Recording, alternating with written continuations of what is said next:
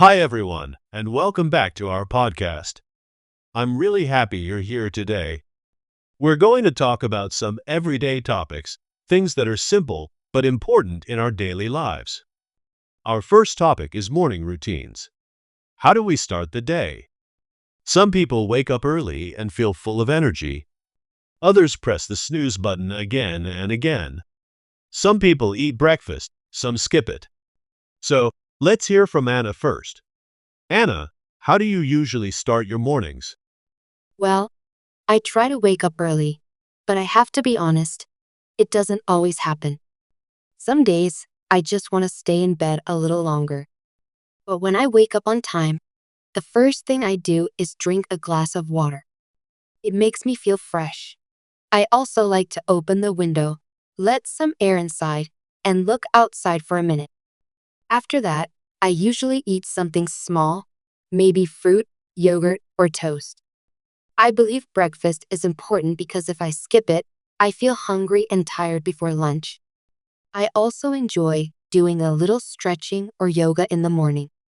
Just 10 minutes, but it gives me energy and makes me feel ready for the day.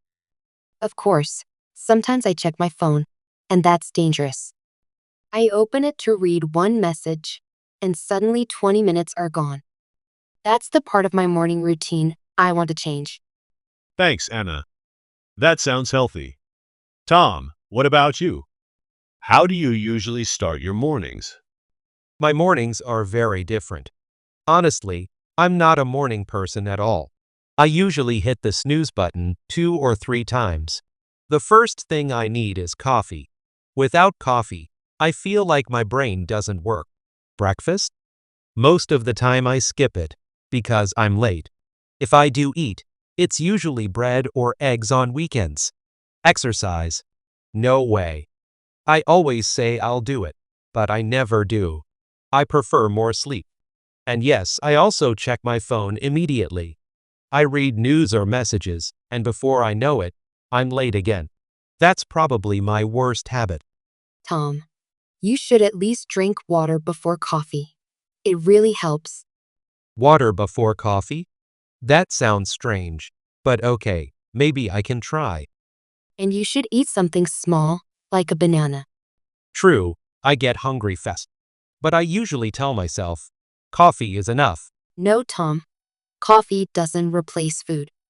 Well, maybe I'll try your routine one day, but without yoga. Deal. Start small. Maybe just 5 push-ups. 5 push-ups? Okay, that's more realistic. That was fun. Personally, I'm somewhere between Anna and Tom. I love coffee like Tom, but I also try to eat breakfast like Anna. When I was younger, I used to wake up late and run to school without eating anything. I always felt tired. Later, I learned that small changes make a big difference. Drinking water, stretching, or just avoiding the phone in the first half hour, these things really help. So maybe we can all try a little experiment. Tomorrow morning, no phone for the first 30 minutes. All right, let's move on to our second topic. Free time. After school or work, we all need to relax. But the way we spend our free time can be very different. For me, free time changes depending on the day. If I had a very busy day, I just want to sit on the sofa and do nothing, maybe watch something simple, like a comedy, or just listen to music. But if I had an easy day, I like to go outside, walk in the park, or even meet a friend for coffee. I also notice that sometimes I waste my free time. For example, last week I said to myself, I'll just check Instagram for 5 minutes. And then, 1 hour later, I was still scrolling. I felt a little guilty because I could have done something better with that time. But other times, I use my free time in a way that makes me proud. Once I spent a whole evening writing in my journal and cooking something new, and when I went to bed, I felt so good. So yes, free time can be relaxing, useful, or wasted. It all depends on our choices. Now let's hear from Anna first. Anna, how do you usually spend your free time? Well, it depends on the day. If I feel very tired after work, I just stay at home and relax. Sometimes I read a novel. Sometimes I watch a TV series. I have to admit, I often watch more than one episode. I tell myself, just one. But then it's two or three. If I have more energy, I prefer to go out. I meet friends for coffee or dinner. I think talking and laughing with them is one of the best ways to forget stress. It always makes me feel better, even after a long day. I also enjoy walking in the park. When the weather is nice, I put on my headphones and listen to music or a podcast while walking. It's a simple thing, but it clears my mind and gives me positive energy. Sometimes I try new hobbies in my free time. For example, last month I started painting just for fun. I'm not very good, but I really enjoy it. It helps me relax and be creative at the same time. I also enjoy walking in the park. When the weather is nice, I put on my headphones and listen to music or a podcast while walking. It's a simple thing, but it clears my mind and gives me positive energy. Sometimes I try new hobbies in my free time. For example, last month I started painting just for fun. I'm not very good, but I really enjoy it. It helps me relax and be creative at the same time. I also enjoy walking in the park. When the weather is nice, I put on my headphones and listen to music or a podcast while walking. It's a simple thing, but it clears my mind and gives me positive energy. Sometimes I try new hobbies in my free time. For example, last month I started painting just for fun. I'm not very good, but I really enjoy it. It helps me relax and be creative at the same time. So yes, my free time is a mix. Sometimes quiet at home, sometimes social with friends, and sometimes creative with hobbies. Thanks, Anna. That sounds like a nice balance. Tom, what about you? How do you usually spend your free time? Well, for me, free time usually means video games.